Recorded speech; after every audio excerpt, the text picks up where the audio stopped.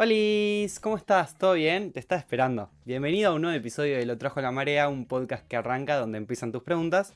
Yo soy Lalo, por si no me conocías, y hoy vamos a hablar de un gran tema, que de hecho tengo que agradecer a @fatirreinal en Instagram, que me propuso este grandioso tema cuando pedí ideas.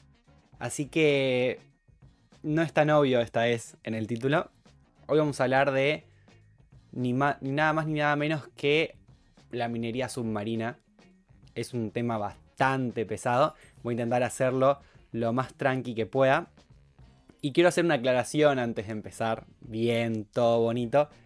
Y es sobre, me piden mucho, mucho. ¿Qué onda el episodio de la Antártida? ¿Qué onda el episodio de la Antártida? Paciencia, les pido por favor. Ya lo voy a traer, pero quiero dedicarle el tiempo que se merece. Quiero que sea un gran episodio, entonces no puedo sacarlo así de la nada, de un día para el otro. Quiero poner fotitos, todo bonito, entonces téngame paciencia. Cuando esté listo lo voy a subir, no los voy a defraudar. Aparte a mí me encanta hablar de la Antártida, así que no hay nada más ni mejor que, que hablar de la Antártida en un episodio del podcast. Así que, empezando formalmente con el episodio, ¿qué es la minería submarina? No sé si están enterados, que es algo como que es un tema que cada vez está tomando un poquito más de fuerza, es bastante una ola que se está viniendo. Pero la minería submarina no es nada más ni nada menos que la extracción de minerales en el lecho marino. ¿Qué es el lecho marino? Es la superficie submarina, o sea, la tierra, el sedimento submarino. Y en esta extracción de minerales, de metales, se buscan extraer metales muy valiosos que no están en tanta abundancia en el continente, en los continentes en la Tierra, como lo está en el océano. Entonces como que están en mayor concentración. Se calcula que hay un área en la mitad del Atlántico que se cree que tiene más oro, níquel, cobre, etcétera, que gran parte de la minería que se hizo hasta ahora, ¿sí? Entonces estamos hablando de grandes concentraciones de minerales. Y esta minería submarina está buscando la manera de poder extraerlos, ¿sí? Ahora vamos a ver cómo los extraería, qué extraerían, todo eso en el capítulo.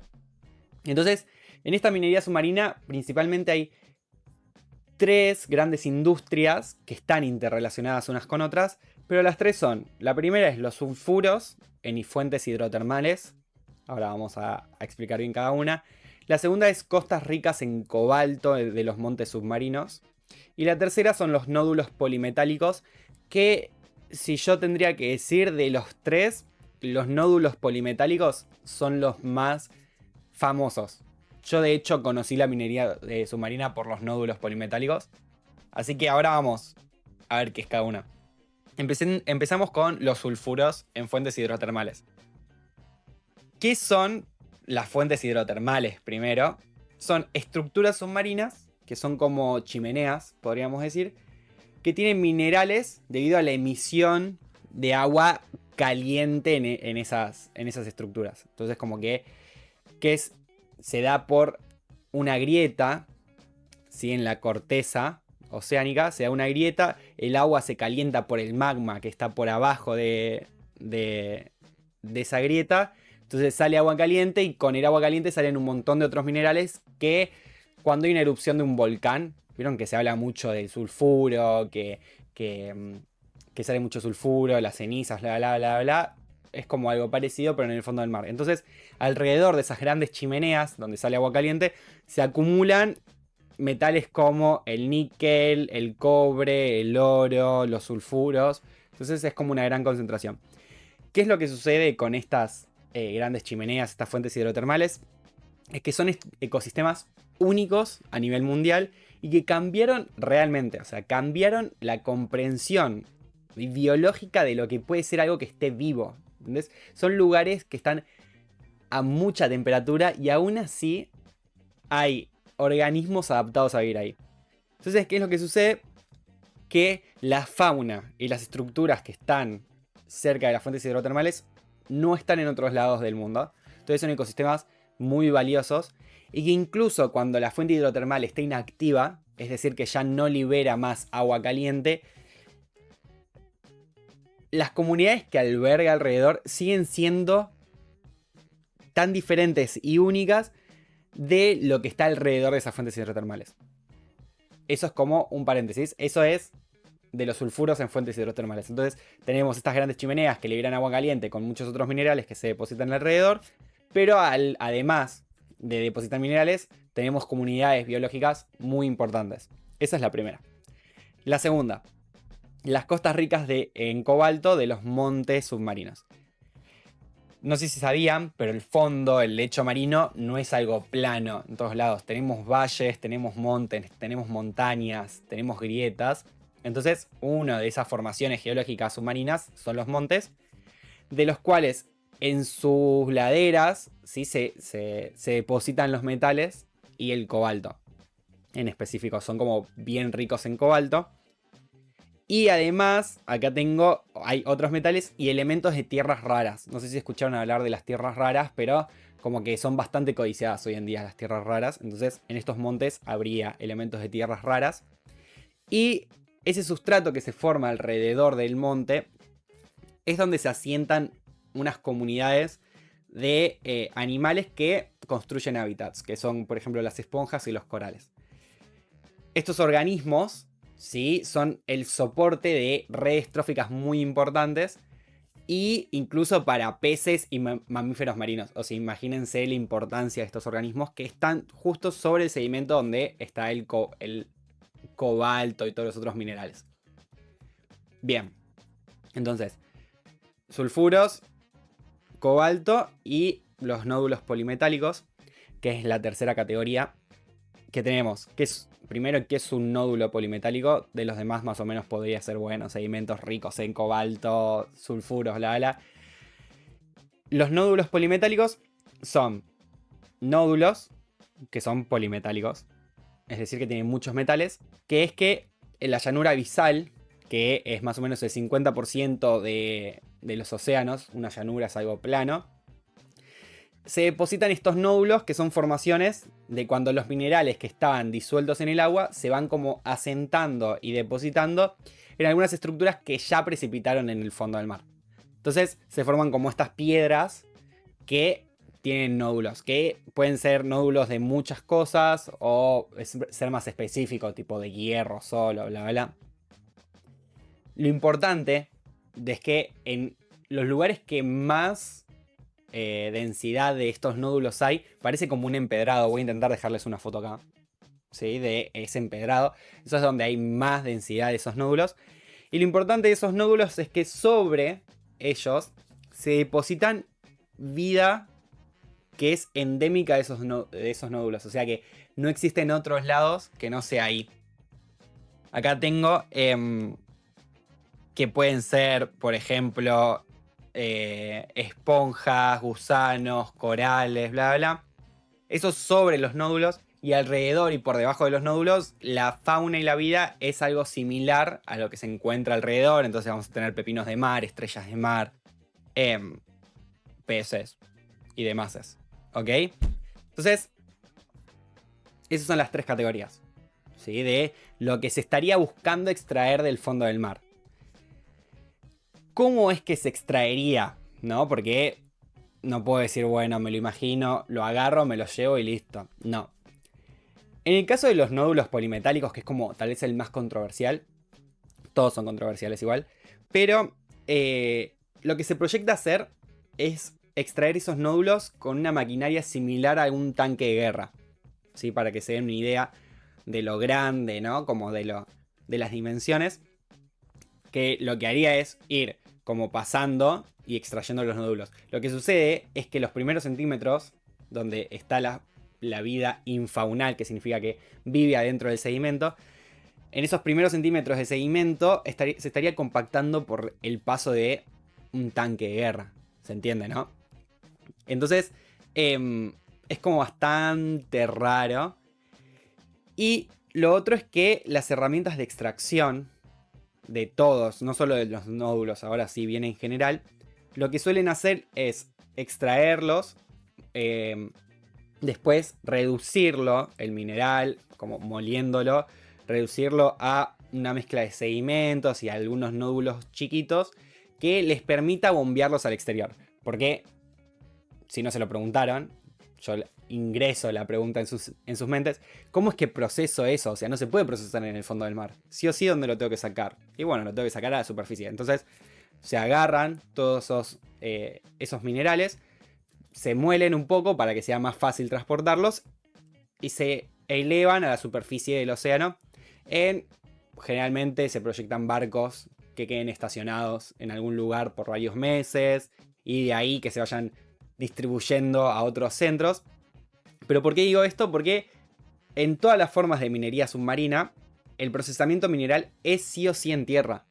Entonces, no es que estoy solucionando la extracción, no estoy solucionando cómo proceso los minerales, simplemente estoy cambiando el lugar de donde los extraigo, ¿sí? Entonces, cuando proceso los minerales que vienen del fondo del mar o los minerales que vienen en minerías convencionales, los proceso en la tierra, siguen estando los métodos de refinamiento convencionales que tienen un montón de contaminación, tienen un montón de problemas. No es que se modifica eso, simplemente lo que estoy haciendo es buscando maneras alternativas para extraer minerales de otros lugares. No cómo procesarlo y hacerlo más eficiente esa parte del proceso. Entonces, tenemos esas dos, ¿no? Como que, bueno, tenemos minerales que son más abundantes en el lecho submarino, bla, bla, bla. Pero cuando yo los extraigo, lo único que estoy haciendo es extrayéndolos de otro lugar, porque el lugar del procesamiento y el refinamiento sigue siendo exactamente igual, con todos los problemas asociados que eso tiene. Entonces, hablando de problemas, me hice un listado de algunos problemas que a mí me gustaría comentar sobre este tipo de minería. Y el primero, y el que a mí me parece como más importante, es que no conocemos lo suficientemente a profundidad el suelo y el lecho submarino como para arriesgarnos a hacer este tipo de actividades. O sea, no sabemos nada del fondo del mar. Es muy difícil acceder, es muy difícil ir y estudiar y realmente comprender cómo son esos ecosistemas, como para de repente levantarme un día y decir, bueno, voy a extraer todo lo que hay ahí. Porque, no sé si sabían, pero el fondo del mar no es un desierto. Lo pudimos ver con el stream del CONICET hace poco. Básicamente, o sea, veíamos en lugares que están a tanta profundidad, como 3000 metros de profundidad, que uno piensa y dice que va a haber a 3000 metros de profundidad, había fauna y había un montón, no es que había un poco. Entonces, el fondo del mar no es un desierto, sino que alberga un montón de vida muy importante y que es clave para el fino equilibrio de todo el mundo. O sea, los océanos son una parte fundamental del equilibrio mundial. Entonces, como que si yo no lo conozco y de repente voy y los extraigo sin saber cuáles van a ser las repercusiones a futuro, raro, ¿ok? Entonces, en donde se quiere hacer la minería, ¿no? El mineral que quieren extraer, que se pretende extraer, es el hábitat de los organismos. No es que está en el hábitat, sino que directamente está asociado al hábitat de los organismos y no hay manera de extraer los minerales que no sea matando a esa vida que está asociada, ¿no? Como que si yo agarro un nódulo y en el nódulo había corales, había gusanos, había, no sé, esponjas de mar, no hay manera de agarrar ese nódulo sin perturbar la vida que estaba sobre el nódulo. Se entiende un poco el concepto, ¿no? Como que es raro pensar que yo puedo extraer algo sin alterar nada. Ya iniciando de que lo que yo quiero extraer es básicamente donde viven todos los animales. Es como que yo agarre y diga, bueno, de repente quiero hacer una extracción de todas las casas del mundo, porque tienen un mineral o tienen algo que a mí me interesa un montón. Bueno, de repente las casas son donde viven las personas, ¿no? Entonces, si yo extraigo la casa, las personas se quedan sin vivir. Si hay una persona adentro viviendo cuando yo justo extraigo la casa, se entiende la analogía, ¿no? Como raro. Después, esto de que al remover las estructuras tan complejas para extraer los minerales y las huellas de los propios móviles que se van a usar para extraer los minerales, todo eso altera mucho a lo que es la estructura primero de los ecosistemas y también cómo está conformado y los relieves que tienen esos ecosistemas. No sé si sabían, topografía, entre comillas, eso, los relieves son la topografía. No sé si sabían, pero en el fondo del mar, las corrientes de aguas profundas son claves, ¿no? Como que la corriente que va pasando por los distintos montes, valles, bla, bla, llanuras, son claves para la dispersión y la reproducción de muchos animales abisales. Abisales es que viven en el fondo del mar, a mucha profundidad. Entonces, si yo altero, ¿no? Como ese monte, porque voy a extraer cosas de ese monte, entonces indudablemente lo voy a destruir. Estoy alterando de alguna manera la corriente, y si altero la corriente estoy alterando la migración de especies de, no sé, de esponjas de mar, por ejemplo, o las migraciones de estrellas, o de peces, o de animales microscópicos, ¿no? Como que se entiende que es una parte muy fundamental esas corrientes submarinas.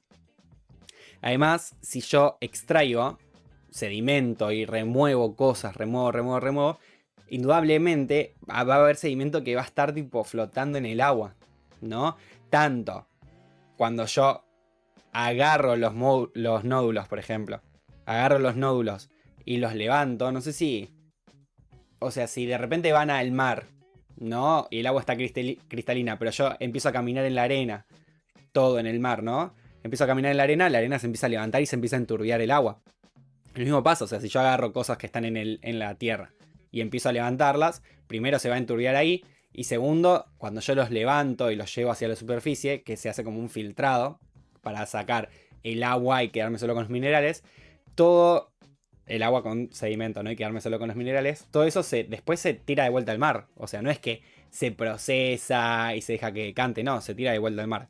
Entonces, estas plumas de sedimento que se dicen que es como cuando enturbio el agua, puede ser quedar desde el lugar donde yo hago la actividad hasta varios kilómetros a la redonda. O sea, realmente puede ser bastante grandes esos sedimentos en suspensión. Y una característica que tienen los fondos marinos es que ahí las aguas se caracterizan por ser lentas, o sea, tener una corriente lenta, y además ser cristalinas, o sea, no tener sedimentos en suspensión.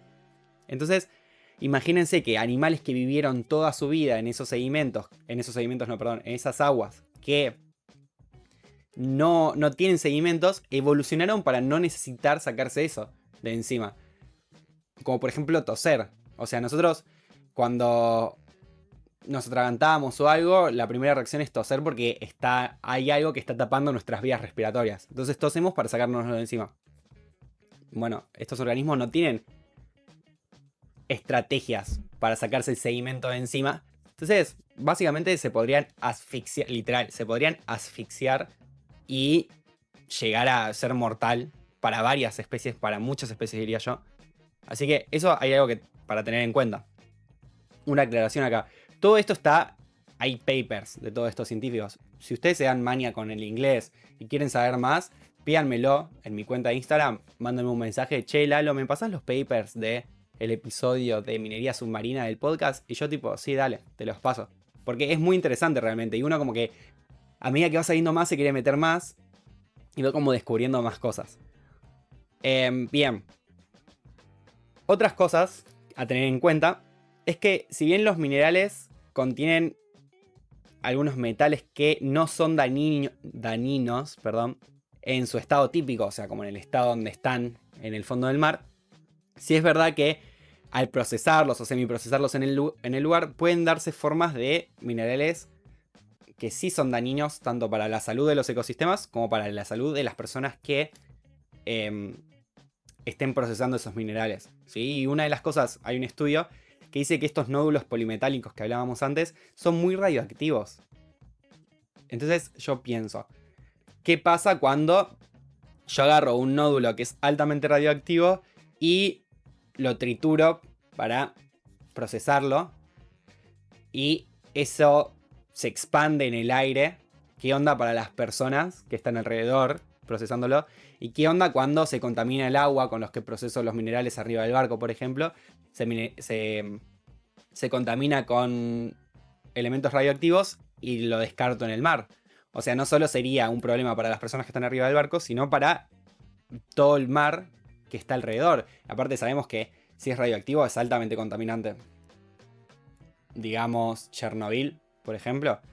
O sea, estaríamos tirando cosas radioactivas al mar a miles de kilómetros, ¿sí? Que podrían estar afectando cosas que ni siquiera tenemos idea que existen, ¿no?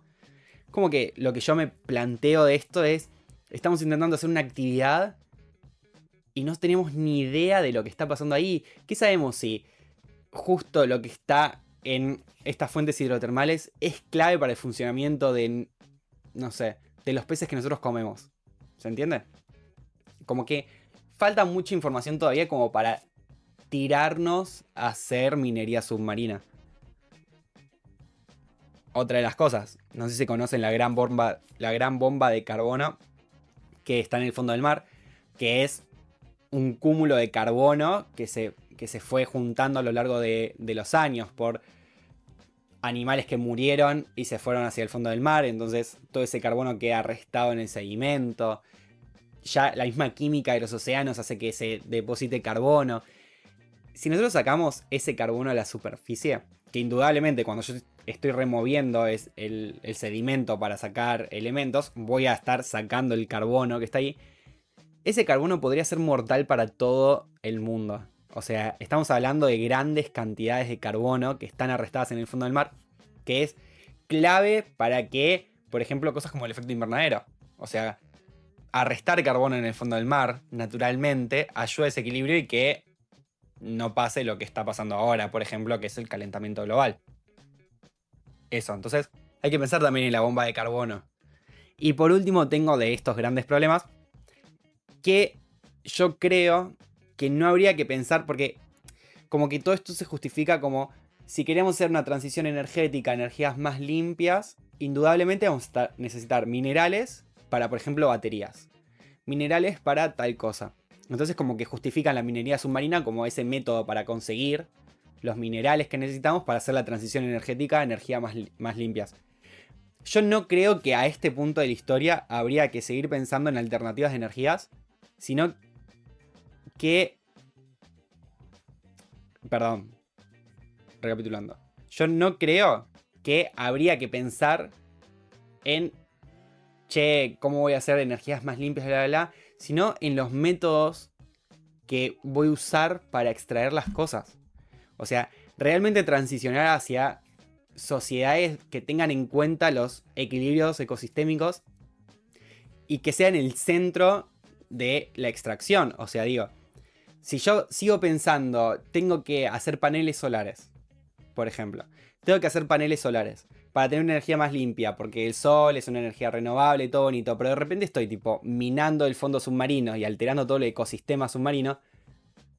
¿Realmente tiene sentido tipo hacer esa transición energética? O sea, acá no estoy justificando a los combustibles fósiles, por favor, ya sabemos que hay que dejar de usarlos, pero no creo que la solución sea simplemente decir, bueno, voy a empezar en vez de usar, en vez de quemar petróleo, voy a empezar a usar, no sé, paneles solares o energía eólica y que las baterías que necesiten las voy a usar del litio, entonces voy a minar todos los Andes del norte de Argentina, de Bolivia, porque ahí está el litio. Entonces voy a minar todo porque total, ¿qué hago en la montaña? No pasa nada, no hay nada en la montaña que me pueda interesar más que el litio.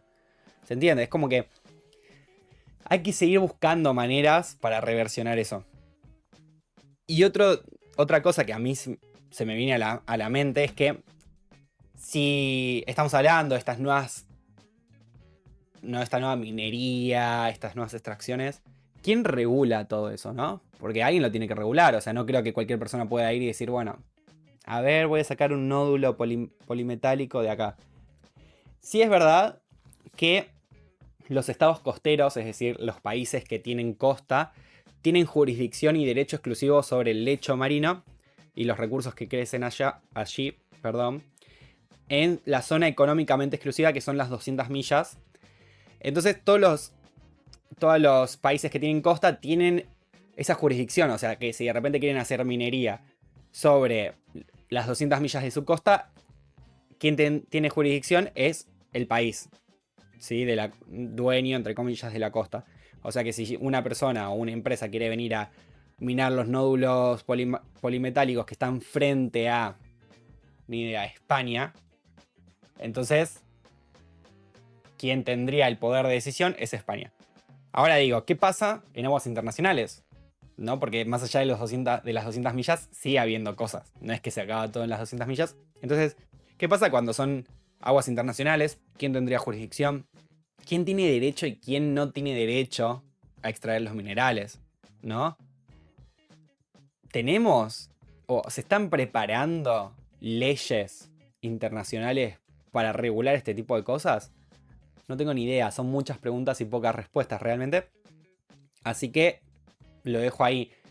Es un tema que se quiere avanzar mucho desde el lado de la industria y tenemos muy poca información y hay muy poco avance en materia de leyes, de juntar conocimiento y cosas así. Entonces es como raro. Entonces, ya terminando el episodio, espero que les haya gustado. Realmente es un tema que da para hablar un montón y se puede ir mucho más profundo, pero debería ser un capítulo de 500 horas para hablar solo de minería submarina. Entonces, si les copa, podemos seguir ampliando info, lo que quieran, yo estoy dispuesto. Mándenme mensajes a mi cuenta de Instagram, yo voy a estar ahí. Para seguir con esto para cerrar el episodio y seguir con las recomendaciones semanales, voy a recomendar un documental que se llama, acá lo tengo anotado, La batalla por el fondo marino. Voy a dejar acá la portada del documental. Y tengo el pequeño resumen cuando lo buscas, que está en Google. O sea, ustedes googlean La batalla por el fondo marino documental y aparecen. No, creo que no está subida a ningún canal de streaming. Así que nada, eso. ¿De qué se trata? Leo el pequeño resumen. Dice que es un documental que aborda el papel de la minería marina en la transición energética mundial. Científicos, ecologistas y pioneros en estas prácticas revelan el verdadero coste de un futuro más limpio. Está bueno, yo lo vi y la verdad que es como que... Creo que dura 40 minutos. Es bastante fuerte, ¿sí? No conocía la minería submarina, ahora la conocen y no tienen excusas para no darle bola. Es un tema que yo creo personalmente va a estar rigiendo bastante el futuro. Vamos a tener que darle un poquito más de atención para ver para qué lado va, para qué lado viene. La dejo ahí. Entonces, creo que ya estaría todo. Así que, nada, eso. Me puedes encontrar en redes sociales como Perdón, hablé mucho hoy. Me puedes encontrar en redes sociales como @mariacientífica. Y nos encontramos acá todos los martes a las 4 de la tarde por Spotify o YouTube. O ambos, depende de lo que prefieras. Así que, sin mucho más que decir. ¡Chao!